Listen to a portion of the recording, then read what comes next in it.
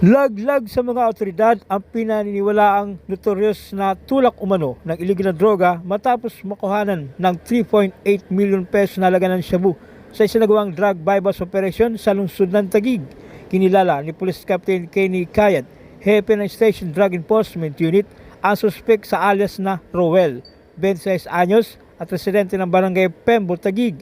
Ayon sa pulisya, inilatag ang operasyon laban sa suspek sa Diamond Street, Barangay Pembo, Taguig City. Nakuha sa suspect na isang bagong high-value individual ang humigit kumulang 565 gramo ng hininalang shabu na aabot sa halagang 3,846,080 pesos. Sinabi ng pulisya na ang suspect ay nahuli kasunod ng impormasyon ng pagmamasid tungkol sa kanyang mga illegal na aktibidad. Kinasuhan siya ng paglabag sa RA 9165 o Comprehensive Dangerous Drugs. Kami ang Station Drug Enforcement Unit ng Taguig City Police Station. Ikaw, Rowel Mendoza, ay naaresto namin sa salang pagbebenta at pag-iingat ng illegal na droga.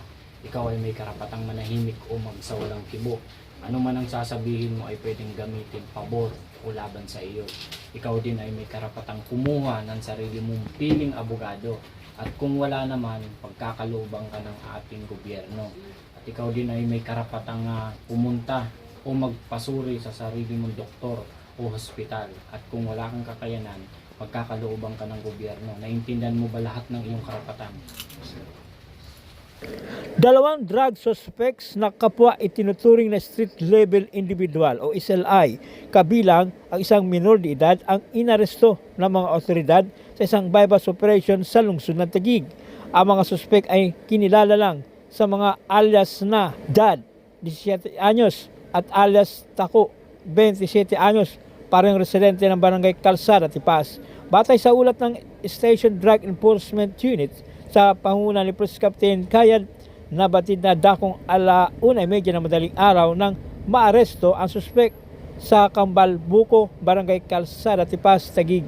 Nauna nito nakatanggap ng tip ang mga otoridad hinggil sa illegal na aktibidad ng mga suspek sanhi upang targetin sila sa isang operasyon. Nakumpiska mula sa mga suspek ang humigit kumulang 15.6 grams ng hininalang shabu na nagkakalaga ng 106,080 pesos at bypass money.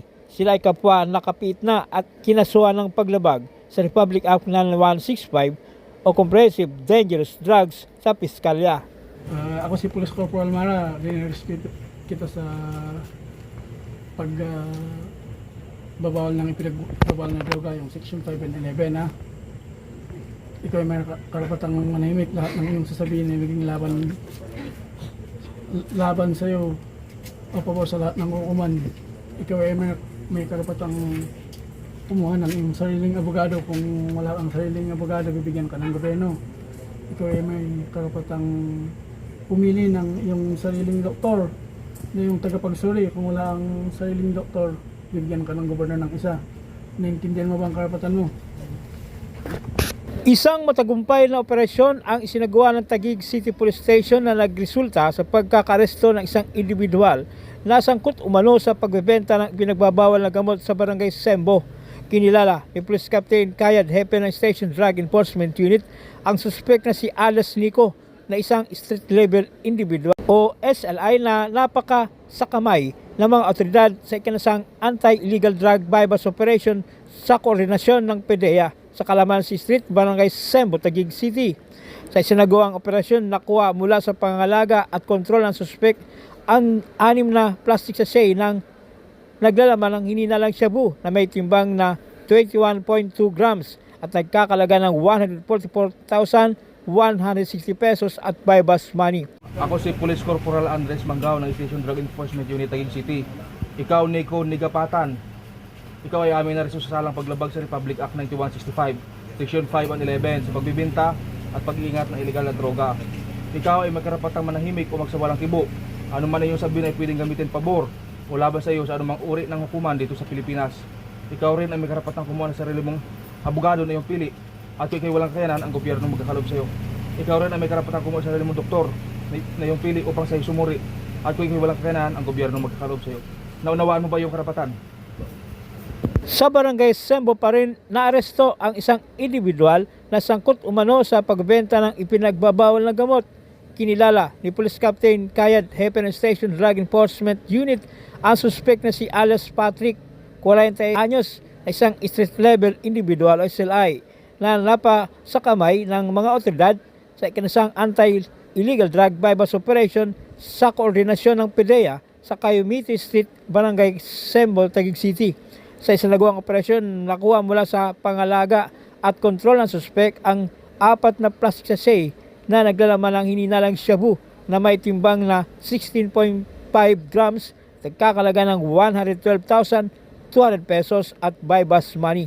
Ang mga nasamsam na ebidensya ay maayos na minarkahan at inimbentaryo sa harap ng suspek na sinaksihan ng Barangay Kagawad ng nasabing lugar. Nakasuhan ang mga suspek ng paglabag sa Republic Act 9165 o Comprehensive Dangerous Drugs.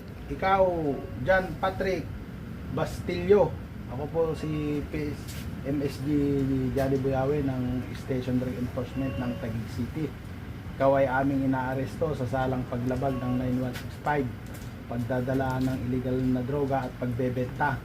Ikaw ay may karapatang manahimik. Ano ba nang sasabihin mo, maaring gamitin sa iyo laban o pabor sa lahat ng hukuman dito sa Pilipinas. Ikaw ay may karapatang kumuha ng iyong tagapagtanggol, abogado. Kung di mo kaya, ang gobyerno ang magbibigay sa iyo. Karapatan mo din pumili ng iyong sariling doktor na iyong tagapagsuri. Kung hindi mo kaya, ang gobyerno magbibigay sa iyo. Naintindihan mo ba yung karapatan?